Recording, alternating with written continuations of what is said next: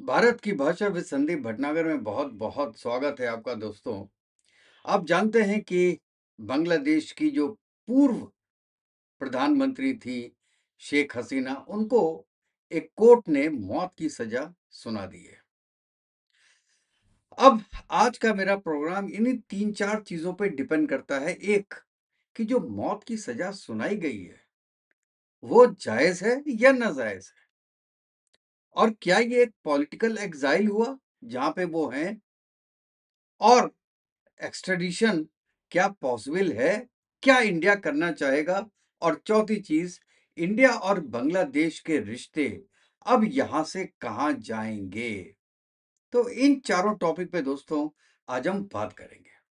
चलिए शुरू करते हैं। शुरू करने के पहले मैं रिक्वेस्ट करता हूँ कि जिसने मेरा चैनल सब्सक्राइब नहीं किया है, वो प्लीज़ मेरे चैनल को लाइक कीजिएगा, सब्सक्राइब कीजिएगा।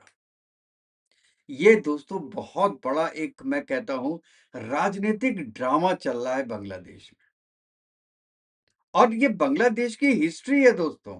मुजीबुर रहमान से, जिनको कहते थे फादर ऑफ नेशन, उनको ही मार दिया 1 साल के अंदर में।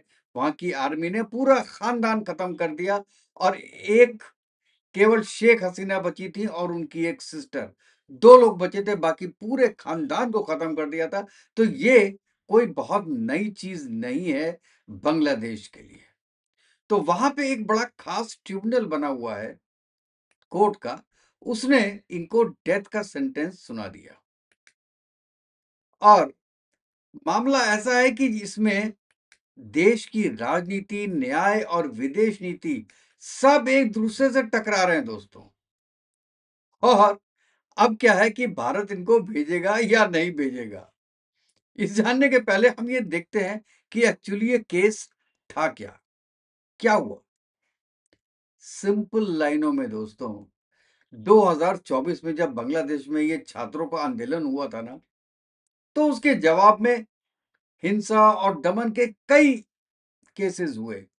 और उस वक्त जो प्राइम मिनिस्टर थी शेख हसीना, उन्होंने ऑर्डर दिया था शूट एट साइट वाला। अब ट्रिब्यूनल ने उसको पाया कि ये जो घटनाएं थी, ये जानबूझ के कराई गई थी। और इन मेन रीजन ये था, जिस रीजन से उनको कहा गया कि आप और आपका जो होम मिनिस्टर है, उन दोनों को सजाए मौत दी जाती है, क्योंकि जो 1400 लोग मरे थे, वो आपके कारण मरे थे। वैसे तो 3 रीजन है, मैं एक ही बारे में डिस्कस करता हूँ। अब कोई इनसे पूछे कि 17 नवंबर को जो ये फैसला आया था, उसके बाद जो प्रेजेंट गवर्नमेंट है बांग्लादेश की, उसने भी कहा है शूट एट साइट का ऑर्डर, कि अगर अवामी लीग के कोई भी कार्यकर्ता सड़क पे 4 लोगों से ज्यादा रहेंगे, तो उनको मार दिया जाएगा। मतलब शूट एट साइट का ऑर्डर आज भी है। तो उन्होंने क्या गलती कर दी? इसका कोई दोस्तों जवाब तो दे दे कि शेख हसीना ने गलत क्या किया।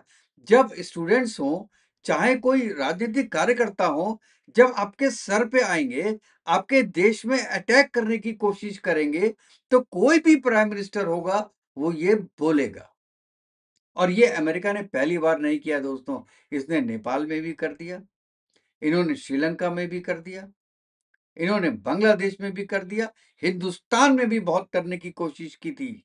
आपको याद होगा जो किसानों का आंदोलन हुआ था, भाई साहब रेड फोर्ट पे चढ़ गए थे किसान।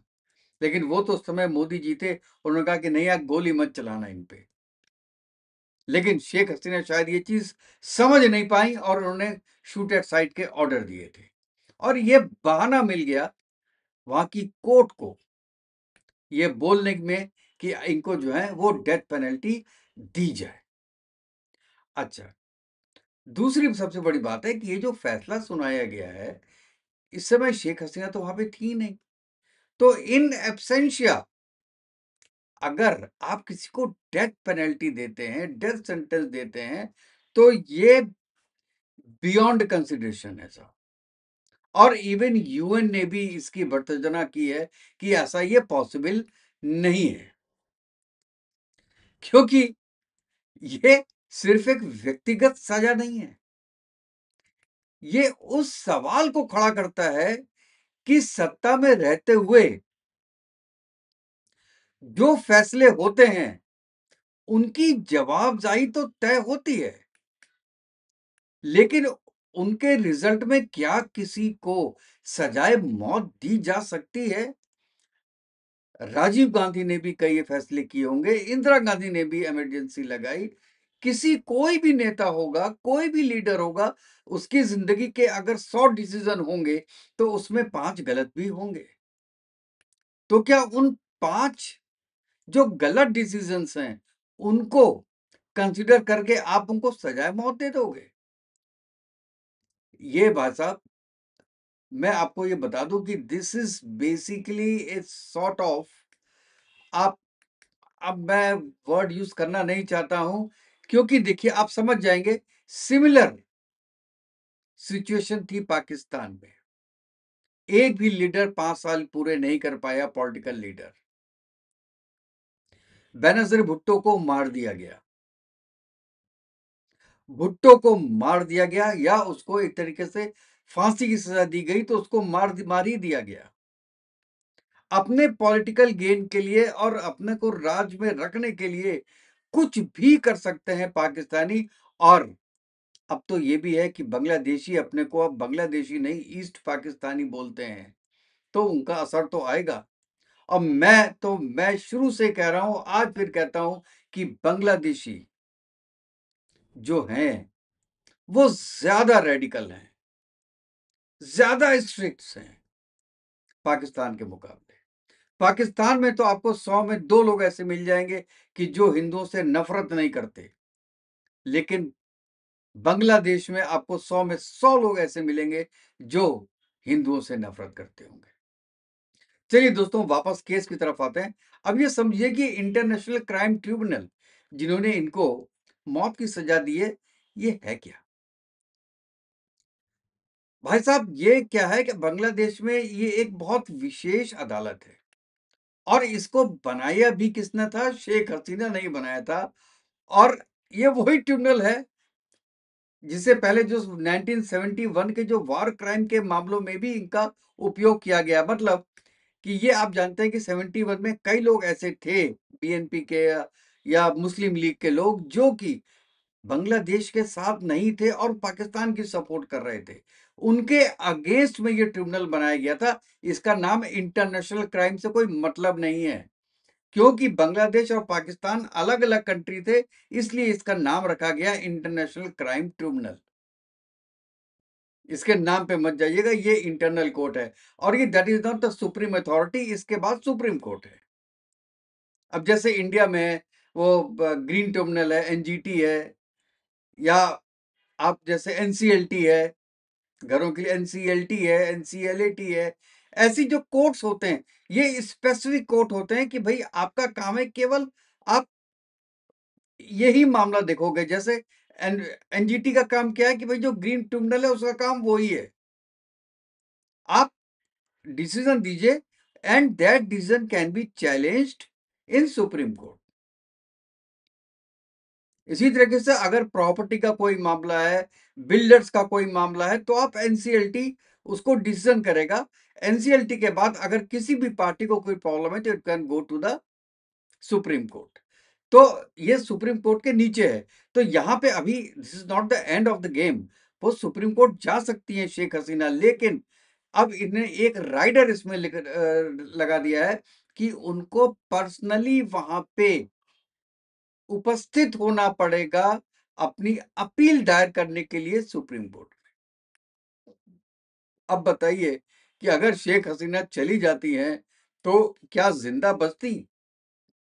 जिंदा तो बच के आ भी नहीं सकती थी, वो तो इंडिया आ गई किसी तरीके से। लेकिन अगर दोबारा अभी जाएंगी तो क्या जिंदा बच जाएंगी? तो ये कहना कि जरूरी है कि वो खुद सामने रहें, ये एक तरीके से बोला गया है कि भाई हम जो आपको जो ये अपनी हमने दलील दी है और आप पे अगेंस्ट डिसीजन दिया है, दैट इज फाइनल।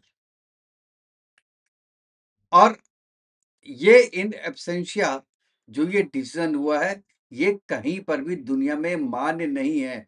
आप किसी को भी इन एब्सेंशिया 4 साल, 5 साल, 6 साल की आप कैद की सज़ा तो सुना सकते हैं, लेकिन बिना किसी दलील के, बिना दूसरी साइड की बात सुने हुए, आप एकदम से डेथ पेनल्टी दे दें।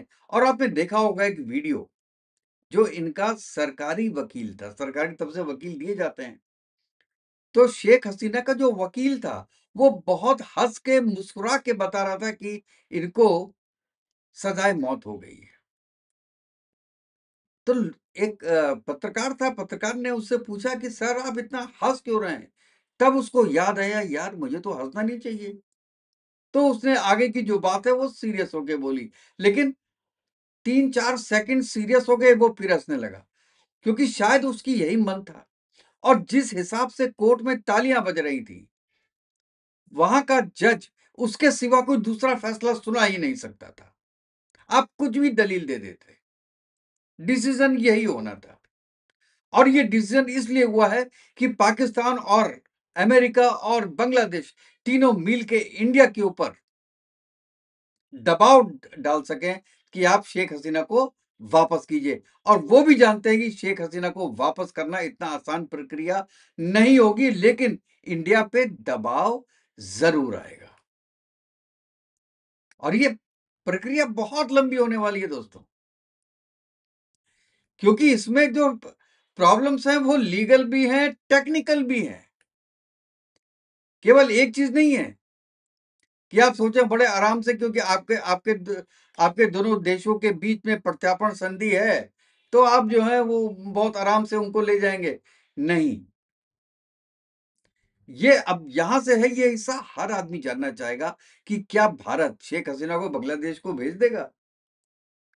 देखिए सुनिए, फिलहाल भारत में जो शेख हसीना है वो पॉलिटिकल एग्जाइल के रूप में है। और देशों के बीच में जो एग्जिस्टिंग एक्स्ट्राडिशन जो ट्रीटीज होती हैं, उसमें आमतौर से पॉलिटिकल ऑफेंस की कैटेगरी तो होती है, लेकिन बहुत ज्यादा ये प्रैक्टिस में नहीं आती है। इसलिए एक्सपर्ट्स ये मानते हैं कि भारत इतने आसानी से देगा नहीं, और नहीं दे सकता है और नहीं देगा। क्योंकि अगर हैंडओवर कर दिया और उनको फांसी पे लटका दिया गया, तो आप सोचिए इंडिया की कितनी किरकिरी होगी पूरे वर्ल्ड में कि एक लेडी को सौंप दिया मरने के लिए। और इसीलिए हमारे जो फॉरेन मिनिस्टर हैं, उन्होंने बहुत क्लियर कट कहा है कि we will engage constructively with Bangladesh and will study. ये एक बिल्कुल डिप्लोमेटिक उन्होंने लैंग्वेज यूज की है कि हम देखेंगे हम क्या कर सकते हैं। देखिए, एकदम से मना तो आप कर नहीं सकते। और केवल ये जो पूरा पूरा जो फैसला है, ये केवल एक जियोपॉलिटिकल्स भी है इसके अंदर। सोचिए, बांग्लादेश और पाकिस्तान के रिश्ते, आपको पता है आजकल बड़ा यू टर्न ले रहे हैं। तो अब क्या होगा कि दोनों दोस्त हो गए। अब क्या होगा कि इंडिया और बांग्लादेश के जो रिश्ते हैं, उसमें थोड़ी कड़वाहट तो आएगी। ये मेरा तीसरा टॉपिक है। कड़वाहट तो आएगी, क्योंकि वो प्रेशराइज़ डालेगा, बायलैटरल टाइज़ पे भी असर आएगा, और ये चीज़ बांग्लादेश जानता है। बांग्लादेश ये जानता है अपने मन में कि इंडिया कभी भी देगा नहीं, शेख हसीना को मरने के लिए छोड़ेगा नहीं। और इसलिए दबाव ज़्यादा पड़ेगा। और मैं आपको बता दूँ, ये बात आप लिखवा के ले लो मुझसे। वैसे ऐसा होने वाला नहीं है, लेकिन अगर हिंदुस्तान ने हैंडओवर कर दिया शेख हसीना को बांग्लादेश को, तो एक तो वो यूएन के थ्रू करेगा, और बांग्लादेश से रिटर्न में लिखवाएगा कि उनकी जान को कोई खतरा नहीं होना चाहिए, लाइफ लॉन्ग। और उसके बाद बांग्लादेश के लिए दिक्कत हो जाएगी कि यार इनका लेके करें क्या? और इसीलिए जो अंतर्राष्ट्रीय काफ़ी ज़्यादा प्रतिक्रियाएँ आ रही हैं इसमें। कई संस्थान ऐसे हैं और कई देशों ने जो ये मौत की सज़ा सुनाई है, उस पे चिंता दिखाई है और इससे इससे बांग्लादेश की जो अपनी नीतियाँ हैं, अपना उनका अपनी जो एक तरीके से कल्चरली वो डूम्ड हो गए हैं, वो दुनिया के सामने उजागर हो रहा है कि पाकिस्तान की संगत में आके देखिए, ये किस लेवल पे जाके एक लेडी को फांसी की सजा दे रहे हैं, जिसने केवल अपनी ड्यूटी की है। और भाई अगर 1 लाख आदमी आपके घर के ऊपर चढ़ाई कर रहा है, she is not the Sheikh Hasina, she was prime minister of Bangladesh. पूरी गवर्नमेंट है, पूरी गवर्नमेंट को बचाना, सभ्य नागरिकों को बचाना, ये प्राइम मिनिस्टर का कर्तव्य है। उन्होंने अपने कर्तव्य का पालन किया। उसमें कर्तव्य के पालन में ऊंच नीच तो हो सकती है, लेकिन एक छोटे से गलत डिसीजन के रीजन से आप उनको फांसी की सजा दे दो, ये democracy can not be the part of democracy. और ये मोहम्मद यूनिस केवल इसलिए कर रहे हैं कि इलेक्शंस आगे बढ़ जाएं। जो फरवरी में उन्होंने बोला है, फरवरी 2026 में इलेक्शन, वो डेट बढ़ जाए इनडेफिनिटली, ये मुझको लगता है। इवन बांग्लादेश में देखिए, इसके विरोध में और समर्थन में कई लोग दिखाई दे रहे हैं। कुछ लोग ये कह रहे हैं कि यार nobody is above the law, और इसे न्याय भी समझ रहे हैं। और वहीं अवामी लीग के जो समर्थक हैं, वो इसको राजनीतिक प्रतिशोध मान रहे हैं और सड़कों में आके आह्वान कर रहे हैं। कल भी 2 लोग मर गए और आपको पता है कि इसीलिए शूट एट साइट का ऑर्डर भी दिया गया है और सेम चीज रिपीट हो रही है जो शेख हसीना ने की थी, शूट एट साइट के ऑर्डर। तो क्या इनको भी फांसी की सजा देनी चाहिए मोहम्मद यूनुस को? चलिए, अब हम थोड़ा ये देखते हैं 2 मिनट के लिए कि आगे क्या हो सकता है, क्या संभव है। अपील संभव है, बिल्कुल है, लेकिन इसमें प्रैक्टिकल हर्डल्स हैं। और वो क्या है, क्योंकि वो अपील करने के लिए पर्सनली नहीं जा सकती। अगर पर्सनली जाएं तो उनकी जान को खतरा है, लेकिन हाँ, फिर अपील हो सकती है। और लेकिन आपको अगर पहले से ही पता है कि अपील में भी क्या होने वाला है, आप मरने वाले हैं, तो कौन जाएगा? तो एक रास्ता तो ये है अपील का, दूसरा है डिप्लोमेटिक रास्ता।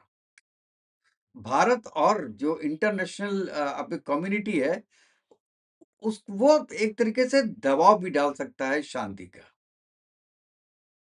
शॉर्ट टर्म में तनाव ज़रूर होगा, लेकिन लॉन्ग टर्म में शांति आएगी और ये बोल दिया जाएगा भैया इनको हिंदुस्तान में ही रहने दो।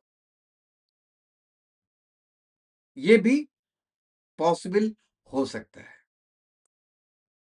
आप क्या सोचते हैं कि क्या क्या पॉसिबिलिटी हो सकती है? आप ये बताइए। नेट आउटकम इसका क्या निकल सकता है? कि शेख हसीना को बांग्लादेश के ट्रिब्यूनल ने मौत की सजा दी।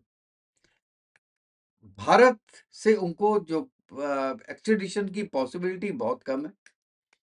अब मामला जो है वो कानून, राजनीति और मैं तो कह रहा हूँ इसका मिले-जुले रास्ते से आगे बढ़ेगा। और वो रास्ता क्या होगा दोस्तों, आप बताइए। हम देखते हैं कि आपकी इसमें क्या राय है कि कैसे ये चीज़ निपटेगी? क्योंकि एक बॉटम लाइन तो ये है कि इंडिया एक्स्ट्राडिट नहीं करने वाला है किसी भी हालत में। लेकिन नहीं करेगा तो उसके पास ऑप्शंस क्या होंगे दोस्तों? तो चलिए, नेक्स्ट वीडियो में मिलते हैं। तब तक के लिए जय हिंद, जय भारत, वंदे मातरम। खुश रहिए दोस्तों, स्वस्थ रहिए।